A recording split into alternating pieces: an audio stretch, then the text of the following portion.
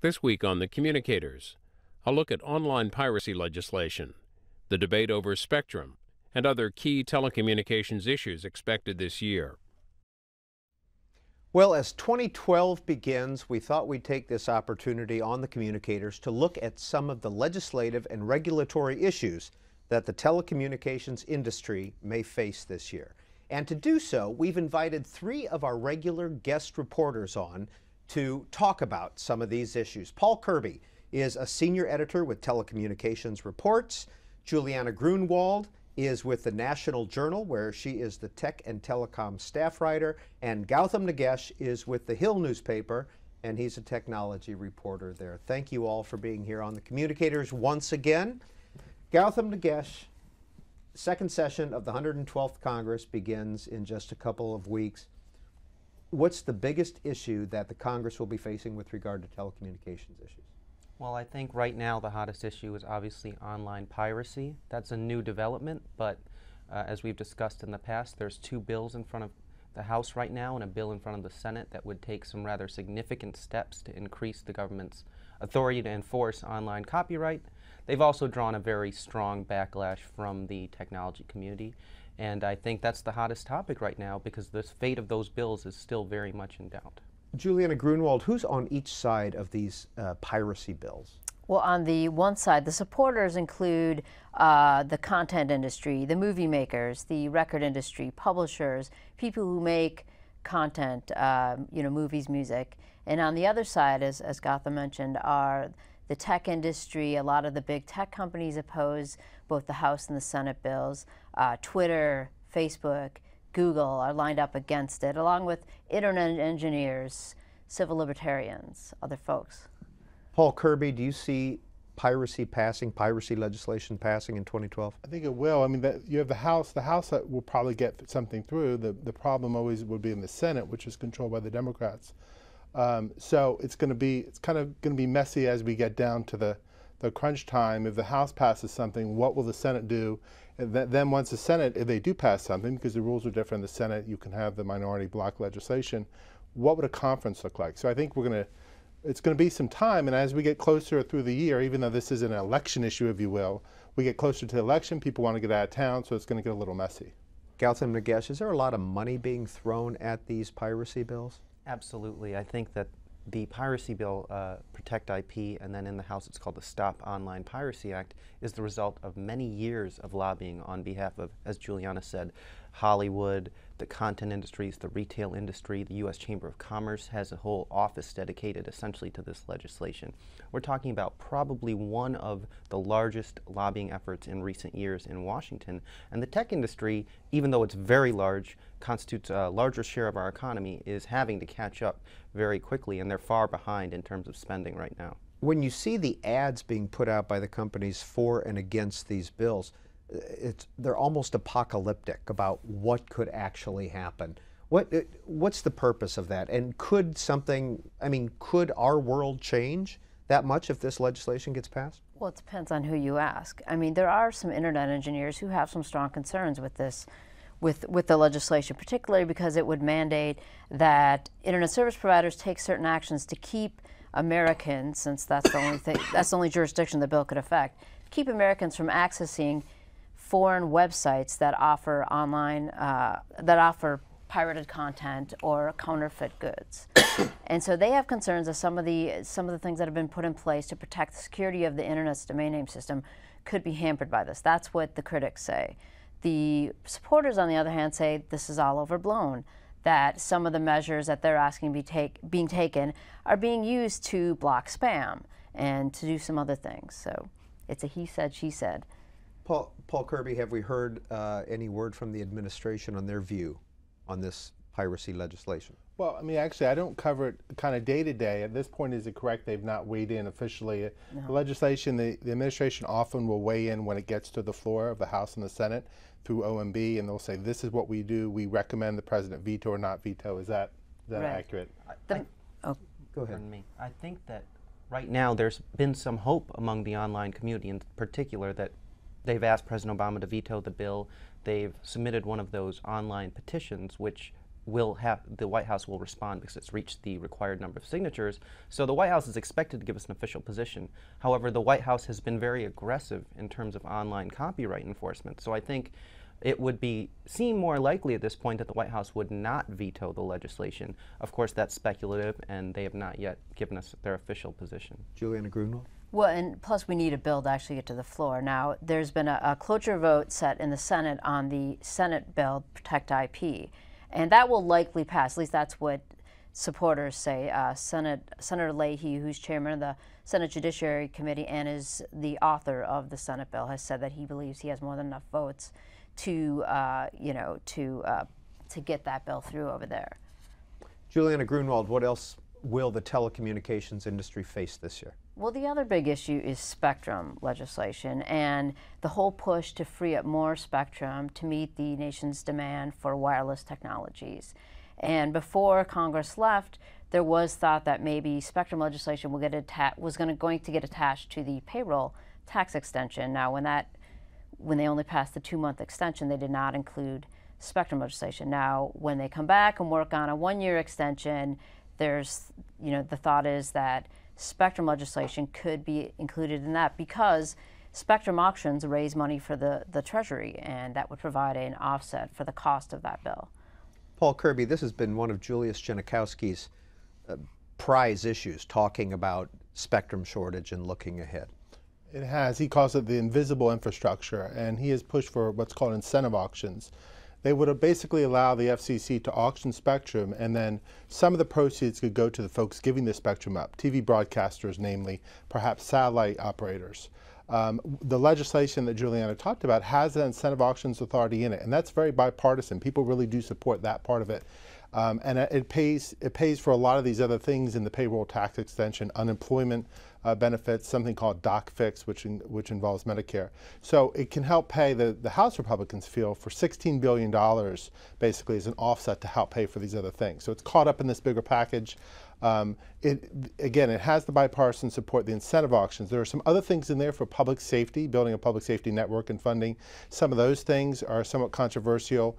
The Democrats in the House in particular and public safety groups are opposed to some provisions in there that would require them, for instance, to give back some narrowband spectrum in exchange for other spectrum. Governance of a public safety network and the funding level. The House Republicans passed a bill that would involve a lower funding level than what was passed in the Senate in a bill that was pushed by Senators Rockefeller and Hutchison. So I think that's going to end up in any final package. Again, it was not in the 2-month extension, it was in the 1-year package passed by the House. I think that'll stay in there. The conference committee, 2 of the people on the conference committee that will talk about this legislation are Walden and Upton, and they're the chairman of the House Energy and Commerce Committee and the Communications Subcommittee. So they're expected to push the spectrum revisions.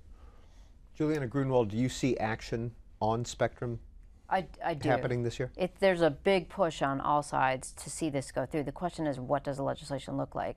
And Congressman Walden has actually thrown out the idea of possibly dropping the public safety provisions if they can't settle some of the issues on that. But, that's a big priority for Senator Rockefeller in the Senate, and I would be surprised if he allowed that to happen. He said the public safety provisions are his top priority as far as spectrum goes. Yes, I think Juliana's right. It would be very surprising to see public safety be left behind on this issue because that's been one of the main sticking points going forward. I think there's fairly widespread consensus on the need for spectrum auctions. Obviously, our wireless networks have been a huge issue for the FCC with the AT&T merger.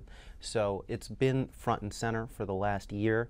The momentum is there. They're really hammering out the details, I think it's fair to say. When you say widespread, Gautham Nagesh, do you mean bipartisan? Is there bipartisan support for this? I think so. In fact, yes. The broadcasters have always been one of the main flies in the ointment when it comes to spectrum auctions. They've expressed support for some of the proposals out there. Lobbyists characterized it as passive-aggressive support to me, meaning that they still raise seeming objections, but overall they've indicated they understand that this is coming, and I think that they've accepted that. Paul Kirby, third issue. Third issue, I guess another issue that will continue to be an issue at the FCC and on the Hill involves Light Squared. Light Squared is still kind of out there. There's more testing going on. There was testing that was completed, and the government reported in December that the government thought anyway that testing of general location GPS devices would cause interference. LightSquared feels that conclusion is too pessimistic, but there's more testing that's going to probably occur in January. The FCC then would have to make a decision. NTIA, which is in the Commerce Department, would make a recommendation. So that will continue to be an issue out there. Now, it's not as broad, if you will, as spectrum or online piracy, but it's still an issue, kind of a regulatory issue that the people in Congress care about as well. And there's a lot of money involved there. There's a lot of money involved on both sides, the GPS industry and LightSquared. Juliana Gruenwald, where are we on privacy issues? Privacy. I think we'll continue to see some hearings on that. I would be surprised if we see any markup of legislation. In the House, Congresswoman Mary Bono Mack has indicated she may hold some more hearings on that. There is a bill out there related to privacy dealing with data breaches and intrusions into companies' networks and private information being taken. That could move forward, but that's also been kind of there's been issues with that in the House. Democrats don't like the bill that came out of subcommittee, Mary Bono Mack's subcommittee, and they've been trying to work through some of those issues. In the Senate, data breach legislation could get attached to cybersecurity legislation, but that's the one area where we could see some movement on privacy. Yes, right now I think it's fair to say that we're going to see some hearings and discussion, but privacy is more of a regulatory than a legislative issue at the moment. The Federal Trade Commission is really enforcing they're serving as de facto privacy standards for the government. We've seen settlements against both Google and Facebook regarding misrepresentations, alleged misrepresentations of their privacy policies. The Federal Trade Commission has put both under comprehensive privacy programs. They're going to be audited every 2 years, and they've really served notice that this is what's going to happen. We're going to be watching what you guys do. We don't need a bill to step in. We'll use the FTC Act. So make sure you're not abusing consumers' information or putting it out there in ways that they don't expect, because the FTC is going to be there to regulate it. Gautham Nagesh, you covered telecommunications for The Hill newspaper. Are telecommunications issues on The Hill broken down by party? Are they broken down by industry? I think that it's still they're starting to take on a partisan tone in some areas, particularly when you're talking about things like regulation. Obviously, the Republicans in the House especially have struck a very anti-regulatory tone, so that's why they oppose something like net neutrality. With that being said, tech issues are not a priority for most lawmakers. That remains the case. That's changing, but it's a slow change. And so what that means is that these issues are really whoever is interested in them. And I think that you really see the differences based on how educated people are about technology policy and how much involvement they've had in it. Juliana Gruenwald, you were shaking your head yes. Yeah, I agree that I think for the most part, tech and telecom issues are not partisan, but on some issues like net neutrality, obviously they have taken a partisan tone. But on the online piracy debate, for example, there's bipartisan opposition in the House. The House Judiciary Committee, before the break, they were marking up their legislation, and the opposition to that was on both sides of the aisle. You had Darrell Issa and Zoe Lofgren, Darrell Issa being a Republican, Zoe Lofgren being a Democrat, a very liberal Democrat, teaming up to try to offer amendments to fix the flaws that they said were in that bill. And so that's just one example where there is bipartisan, support. And a good example, I mean, a lot of times it's the details. So in Spectrum, for instance, the Republicans and the Democrats both agree, gee, we need to get more Spectrum out there. But how do you do it? For instance, the House bill that was passed that involves the Spectrum, it would basically say to the FCC, you can't limit eligibility. You can't say Verizon, AT&T, you can't participate in this auction because you're so big, or you can't bid on these particular licenses. That's a provision the Republicans got through. There's also a net neutrality provision in there that Democrats oppose. So the big issues people may support and be bipartisan, but then it's those little details, if you will. They're not so little, but those finite provisions that that can draw people to take one side or the other. This is C-SPAN's Communicators program. We're looking ahead to 2012 and some of the legislative and regulatory issues that lawmakers may be facing. We are joined by three of our regular guest reporters. Paul Kirby is a senior editor with Telecommunications Reports. Juliana Gruenwald, she works for the National Journal where she covers tech and telecom. And Gautham Nagesh works for the Hill newspaper where he is a technology reporter. Okay, who wants to take this one? Who wants to start with this one? reform of the FCC, something that FCC commissioners are now talking about along with people in Congress. Who wants to start? I can Go ahead. So FCC process reform is currently in front of the House Energy and Commerce Committee. Is there a bill? There is a bill. It's from Telecom Subpanel Chairman Greg Walden, who is very vocal on all telecom issues. He's a former broadcaster himself. This is, I think, fair to say, a lot of this comes from two things, which is the merger of NBC Universal Comcast and then the passage of the net neutrality rules. Both were prolonged debates within the commission. The ultimate results, both the passage of net neutrality rules and the attachment of conditions to the NBC Universal Comcast merger, raised a lot of they raised objections from Republicans. They felt that some of the conditions on the merger went outside of what the FCC should concern themselves with, and they were just flat unhappy with the net neutrality rules. They think that's an overreach. So what this is trying to do essentially is, on one hand, ostensibly bring transparency to what the FCC does, gives them more reporting requirements, but really what it's also going to do is make it harder to pass new regulations, because they're going to require a cost-benefit analysis of any potential regulation, and that would really, cloud the water quite a bit in terms of action going forward. I'm going to let my colleagues deal with this. Mr. Kirby. Well, I was going to say, some folks on the other side say, why are you treating the FCC different than other administrative agencies? And in fact, Congress and the House has looked at legislation basically that would apply to all administrative agencies. The FCC, of course, is one of many independent agencies, and so some folks feel that they're being treated differently. As you said, FCC commissioners have said there's a need for reform. But again, it's those details of how you do it. The Democrats in the House Energy and Commerce Committee said, we're not against reform, but we think the way you're doing this during the markup and during a hearing is in some ways not a great way to go forward. So there had been had been planned or expected in December, a full committee markup that has been postponed. So we're waiting, action on that going forward. And again, once something would get to the Senate, and there's a companion Senate bill, all bets would kind of be off. You would assume them to be more friendly to the FCC and their authority. And so what would come out of this divided Congress, we don't know at this point. We've all mentioned net neutrality a couple times so far today. What is the status of net neutrality? Something we've talked about for years on the Communicators. Go ahead. Well, the rules have become official as of November 20th. We're awaiting several legal challenges from both the left and the right. ISPs like Verizon have filed lawsuits claiming, again, the FCC has overreached its authority. It shouldn't be allowed to enforce these rules. At the same time, we've got public interest groups and others who want to see these rules apply to wireless devices and mobile internet, which it doesn't currently. So it's still in doubt. The FCC is moving, putting together an enforcement regime. The suspicion is with net neutrality, it's going to take a complaint. Someone's going to have to sort of be caught discriminating against a site, and that's going to be how we're going to see whether or not it's going to play out. But court challenges, I think, are going to be the theme for the early part of the year. And will those court challenges happen early on in 2012? I'm uncertain about the timeline, actually. Juliana Gruenwald, National Journal, what else are you looking forward to in 2012? Well, there's some miscellaneous issues in Congress that we could see more hearings on. There's the internet gambling issue.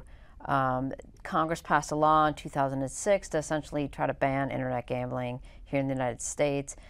Critics of that bill say it's unworkable. You can't ban. People are still gambling online. Let's regulate it. Let's tax it. That way, consumers who do go online to play poker or other games, have some protection. So there was a bill that was introduced last year by Congressman Joe Barton and Congressman Barney Frank, who's retiring, some other folks, to basically allow for people to place bets online for online poker only. And there's been a couple hearings on that. Congresswoman Mary Bona Mack, who we've talked about earlier, her committee will probably have another hearing on that. Don't know if we'll see any actual legislation move, but you're starting to see a little bit more support for allowing people to gamble online, including some protections for consumers.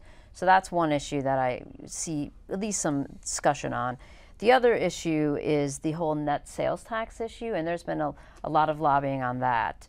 And that deals with, It goes back to a 1992 Supreme Court decision in which the Supreme Court said that you can't require retailers to collect sales taxes from customers in states where those retailers do not have a physical presence. Well, with the growth of with e-commerce online, Main Street retailers are saying, hey, why are we still required to do this when the online retailers like Amazon don't have to? So there's been legislation introduced that would essentially close that loophole. I expect maybe some more, like I said, another hearing or two. I don't know if that issue will actually move this year. I don't know. Paul Kirby. At the FCC is going to be asked whether Verizon Wireless should be allowed to buy spectrum from 4 cable companies. And why that spectrum wasn't built out, so it's not a matter of, it wouldn't affect competition in terms of those companies would now not be offering those services and Verizon would. There are some marketing agreements, side marketing agreements that would allow the companies to offer each other services, basically market each other's services, and that has gotten some concern from the public interest groups. The DOJ is looking at that. DOJ will look at that transaction as well as the FCC. The applications for the Verizon deal with 3 companies as part of what's called Spectrum Co. has been filed, and then Verizon and Cox Communications will file applications. So that's going to get some attention. We don't have the mega deals of all deals such as T-Mobile, AT&T, but we do have smaller transactions that will still get focus of people. And don't forget, we still have 2 FCC commissioners that are pending in the Senate. Senator Grassley of Iowa has placed a hold on Jessica Rosenworcel and Ajit Pai over the LightSquared issue. He wants some documents from the FCC related to LightSquared, and the FCC says we only give documents to the chairman of our authorizing committees, the House and Senate Commerce Committees. So he's placed a hold on those 2. The FCC right now has 3 commissioners. Commissioner Kopp's term is done. And so they can do their work with 3. They have a quorum with 3, but we're waiting on those other 2 to get confirmed, and we'll see when that happens. Is AT&T, T-Mobile one of the big issues of 2011? Is it just gone? No more? Any further developments in that in 2012? I would say we'd have to wait to the administration. I think if the administration, if the election results in a Republican administration, I wouldn't surprise to see AT&T try it again, because the Democrats in the Justice Department career people, as well as the FCC, made it clear they have concerns about the merger. It wouldn't surprise me to see something else. Now, Justice made it clear when they filed to block the merger, we think there need to be 4 nationwide carriers. So that would, under the current administration, it would seem to preclude T-Mobile and Sprint from merging, and that had been what people looked at before AT&T said we want to buy T-Mobile. People had thought T-Mobile and Sprint, even though they have different technologies. I think if you had a new administration, I think you could see AT&T go after T-Mobile, or perhaps Sprint and T-Mobile. But I think it would have to wait for a new administration, if there is one. What's the status of the FCC and media ownership rules? Is there going to be action there? Anybody know? I'm not as up on that one. Yeah, we don't, we don't cover media as much as kind of the strict telecom, if you will. So. Gautham Nagesh, next issue. Well, one thing that we'll be tracking closely, as we always do, is cybersecurity. This has become increasingly something that's come to the forefront. Like some of these other issues, it took a while. We've been talking about cybersecurity for 10 or 20 years, but now it's something that, as a result of some of these data breaches, as a result of some of these high-profile events, and just the increasing reliance of our society on the internet to run critical sectors of our economy and infrastructure, there's an awareness that this threat is very real. We've also got groups like Anonymous, which is essentially a vigilante hacker group online, which are taking aim at U.S. government institutions and major U.S. economies that are part of the critical infrastructure. So the awareness of the issue is at an all-time high. What type of action that will amount to remains very much in doubt. Juliana Gruenwald?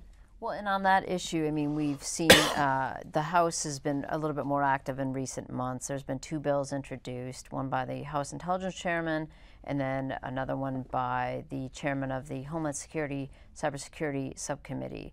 And so the idea is that they may have to mesh those into one bill if they bring them to the floor. I mean, there are concerns with each bill, so that'll have to be dealt with this year. What kind of influence do the National Association of Broadcasters, the National Cable Telecommunications Association, CTIA, all these interest groups have in Washington right now? Well, I think the NAB's influence has maybe waned a little bit in recent years, and maybe I think we've seen that with the spectrum debate. I mean, at one time they were very powerful. So I think maybe their influence has waned a little bit in recent years. I don't know if you have you seen an increase in Facebook and Google activity in the legislative process, the regulatory process? Yeah, they bolstered certainly their Washington lobbying offices. You know, a few years ago they didn't have anyone. I mean, really, they were kind of really new to this. Kind of like not too many years ago, Microsoft really wasn't active before antitrust issues. But so yes, they've kind of really bolstered if you look at who they have a lot of former Hill people, a lot of former Hill staffers. Depending upon the issue, they can hire outside folks, including former members of Congress. So I think they've really increased their lobbying a lot. And I agree with what Juliana said about NAB. But you know, industry, I guess you always have to be careful because you can overplay your hand. The AT&T T-Mobile merger, some people felt AT&T maybe overplayed their hand. They had a huge amount of money. They had 4 billion reasons to get this through. That is the breakup fee. And some felt like, you know, when you had the YMCA of San Diego weighing in on it, well, geez, why do they care? Well, because they had an interest in what happened to AT&T. So I think the groups are still powerful, the Washington-based groups, but they have to be careful now. In Washington, of course, you have what's called AstroTurf groups, where you have these seemingly innocuous names, and they're weighing in, but they're funded by the major trade groups and companies and that kind of thing. The reporters see through that, and you would think that people in Congress do, but that's not necessarily the case. But they're always going to be players, if you will. They just have to be careful, I guess, how they do it. I would say that actually, while I don't disagree that the NAB spectrum may have diminished somewhat, and I haven't covered telecom issues for as long as some of my colleagues here, what I would say is that the influence of some of these groups, especially these legacy telecom groups, is much greater than the public is probably aware, because technology issues are really seen through the lens of telecom policy issues, because that's what technology policy has been for the last century. The internet is only been used widely by the public for about 15 to 20 years. The FCC has been regulating AT&T and the phone system for 90 years. So these relationships go back very far. The NCTA, the broadcasters, all of the groups that are involved in technology policy, it's sort of really the insiders group in the Beltway. And to people who are, you know, Main Street type consumers or people who just follow political issues in a more casual manner, they might think that the influence of a Google or a Microsoft or a Facebook would be much greater than it is based on its impact on the broader culture, but they are still, I think, even though they've ramped up significantly in the last year due to some of these policy battles, they still remain well behind some of the sophistication of the operations that these groups that have been around for a long time have. All right, we have 1 minute left. Very quickly, we've talked in 2011 with a lot of our legislative guests about potential rewrite of the Telecommunications Act. Is there an appetite for that, Paul Kirby? No, I mean in 2012 there was a guest on recently, actually Gordon Smith of the National Association of Broadcasters, and he talked about maybe little pieces, but to do the whole thing, no, you're not going to have anything major like that, a rewrite in an election year. I mean, you're going to get closer to the election, people will want to get out of here, things will get more and more heated, they'll have fewer legislative days.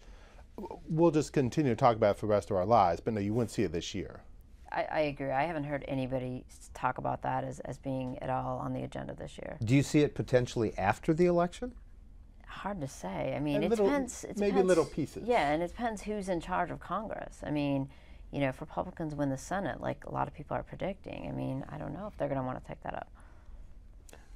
I've heard some discussion of the Communications Act and things that need to be addressed, but that's an aircraft carrier as opposed to something that you can turn around very quickly. Thank you all for being part of our legislative preview for 2012. Gautham Nagesh is with the Hill newspaper, Juliana Gruenwald with the National Journal, and Paul Kirby with Telecommunications Reports.